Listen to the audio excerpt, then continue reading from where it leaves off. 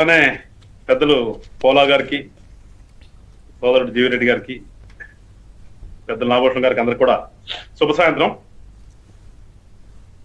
దీని గురించి అయితే మేమేమి ఒక ఫీలింగ్ అనేది అయితే వాస్తవంగా అయితే లేదండి.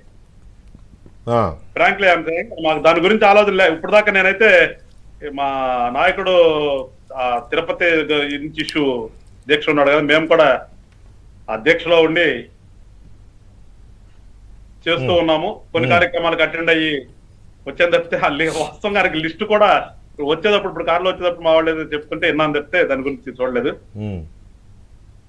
ఇదేహో రాజకీయాల్లో ఉన్నప్పుడు పదవి ఆశించటం అనేది తప్పని నేనైతే అనుకోను. ఖచ్చితంగా ఆశిస్తారు.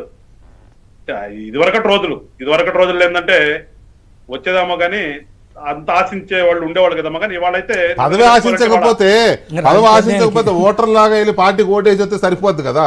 ఈ తిరగడం ఎందుకు, తిట్టించుకోవడం ఎందుకు, కొట్టించుకోవడం ఎందుకు? అదే వస్తున్నా. ఇప్పుడు నిజంగా చెప్పుకోవాలంటే వెంకటకృష్ణ గారు నాదొక ఐడియాలజీ.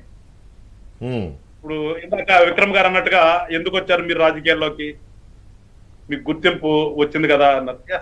100% అది పోలా గారు మాట్లాడిన దాంతో నేను ఏకీపిస్తా. మాకంటూ ఒక ప్లాట్ఫామ్ బట్టే మాలో ఉన్నటువంటి మా ఐడియాలజీని కొంత మేము బయట పెట్టుకోవడానికి అవకాశం వచ్చింది. దాంట్లో ఎలాంటి సందేహం లేదు. ఇవాళ మమ్మల్ని ఈ స్టేజ్ లో కూర్చోబెట్టారు కాబట్టే, మాకు పదవంటూ ఉంది కాబట్టి మీరు మమ్మల్ని డిబేట్ పిలుస్తున్నారు. అవును, ఇన్ఫాక్ట్ నేను జిల్లా ప్రెసిడెంట్ని, ఉమ్మడి జిల్లా ప్రెసిడెంట్ నేను. అవును. కానీ నాకు ఉన్నటువంటి అవకాశాలను ఉపయోగించుకుని నేను ఏదో కాస్త మాట్లాడుతున్నానో, తిరుగుతున్నానో, కాస్త ఫైట్ చేస్తాననే ఉద్దేశంతో మీరు నన్ను డిబేట్ పిలుస్తున్నారు. ప్రపంచానికి కొంచెం తెలిసే విధంగా అయింది. దానికి ఖచ్చితంగా మేము పవన్ కళ్యాణ్ గారు కృతజ్ఞతలు చెప్పుకుంటాం. ఎందుకంటే అవకాశం ఇస్తేనే కదా. అంతే కదా. ఒక లాయర్ గా ఉన్నాను వాస్తవంగా. ఏదో కేసులు చేస్తా ఉన్నాను ఆ పార్టీ తరఫున వచ్చిన వాళ్ళకి కూడా.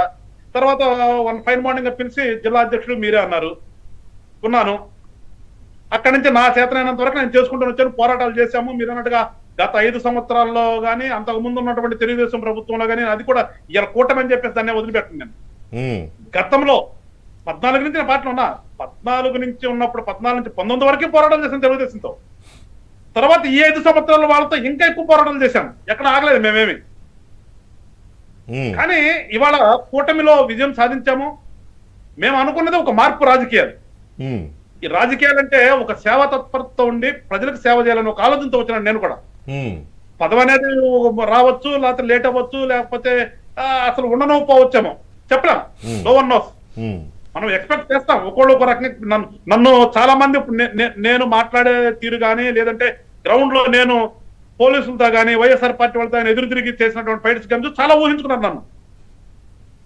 వాళ్ళ ఇష్టం అది. వాళ్ళ ఊహ నిజం కావాలని పార్టీ అనుకోవటం తప్పు కదా. మనం పార్టీలో ఊహించలేం. ఇవాళ ఏదో కొన్ని వచ్చినంత మాత్రం వాటి గురించి నేనైతే నిజంగా చెప్తానండి. హార్ట్ఫుల్ గా నేనైతే దాని గురించి ఏం ఆలోచించట్లేదు. నాకు ఒక పదవి ఇచ్చారు, ఆ పదవి ఉంది, ఇంకా నాకుంది. ఇవాళ కూటమి ప్రభుత్వం ఏర్పడిన తర్వాత ఉమ్మడి జిల్లాలో మా వాళ్ళకి చాలా చిన్న పోస్టులు కూడా ఇచ్చుకోలేని పరిస్థితి ఉందని నాకు నిజంగా చెప్పాలంటే. వాటి గురించి నేను ఫైట్ చేస్తున్నా. ఇప్పుడు నాతో పాటు కలిసి పనిచేసి నాకంటే కింద చిన్న పోస్టులు ఆశించే వాళ్ళు ఉన్నారు.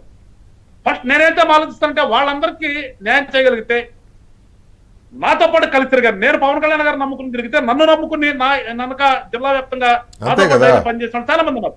లేదంటే ఊర్లో ఎదురు తిరిగిన వాళ్ళు, నేను ఒక ధైర్యం ఇస్తే జెండా కట్టి ఎదురు తిరిగిన వాళ్ళు ఉన్నారు వైసీపీ పార్టీ మీద. అసలు కొన్ని ఊర్లో తెలుగుదేశం పార్టీ రాకుండా మా వాళ్ళతోనే యుద్ధాలు చేసినటువంటి ఊర్లోనే మా జిల్లాలో.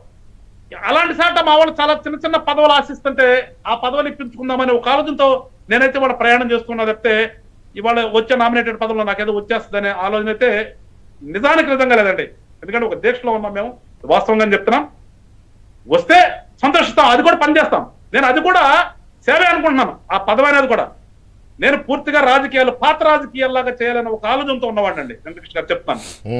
ఎందుకంటే ఇంత ముందు రాజకీయాల్లో నాయకులు ఉండేవాళ్ళు, కార్యకర్తలు ఉండేవాళ్ళు. నాయకులు 1-2 ఉంటే కార్యకర్తలు 100 మంది ఉండేవాళ్ళు. అంటే నేను అనేది తప్పో రైటో నాకైతే అనిపించకుండా నేనేమనుకుంటున్నా అంటే వాళ్ళ నాయకులు ఎక్కువైపోయారు, కార్యకర్తలు తక్కువైపోయారు. వాళ్ళు ప్రతి వాళ్ళు లీడర్ ఇవాళ. ప్రతి వాళ్ళు పదవి ఆశిస్తున్నారు. ఆశించడం తప్పని అంటే నేను వాళ్ళ మనోభావాలు నేను దెబ్బతింటానికి అనట్లేదు. బట్ రాజకీయాల్లో అలాంటిది కాదు. రాజకీయాల్లో మార్పు రావాలని ఒక ఆలోచనతో పవన్ కళ్యాణ్ గారు పార్టీ పెడితే ఆ పార్టీకి నేను వచ్చాను. నిజంగా మార్పు రావాలి. పాత తరం ఇందాక ఇప్పుడే సీతారాం యేచూరి గారి సంస్మరణ సభ పెడితే వెళ్ళి వస్తున్నాను, మీ డిబేట్ ముందు అక్కడికే వెళ్ళి వస్తున్నాను. నిజంగా సిపిఎం సిపిఐ లాంటి పార్టీలు వాళ్ళు దిగజారిపోతే, అంటే దిగజారిపోతే ఐ మీన్ తగ్గిపోతున్నాయి, కనుమరుగైపోతాయి. అవును అవును అవును. రాజకీయాల్లో వాళ్ళు ఉన్నంత కాలం కూడా నాకు తెలిసినంత వరకు రాజకీయాలు బాగానే ఉన్నాయి. ఆ రెండు పార్టీలు గట్టిగా ఉన్నప్పుడు కానీ, లేదంటే నక్సలిజం ఉన్నప్పుడు కానీ ఈ రాష్ట్రంలో రాజకీయ నాయకులు వాళ్ళ దగ్గర పెట్టుకుని పనిచేశారు. ఇప్పుడు అలా ఉన్నందుకేనండి తగ్గిపోయినాయి అవి. అలా ఉన్నందుకే తగ్గిపోయినాయి. ప్రజలు వాటిని ఆదరించకుండా ఇలాంటి రాజకీయాలు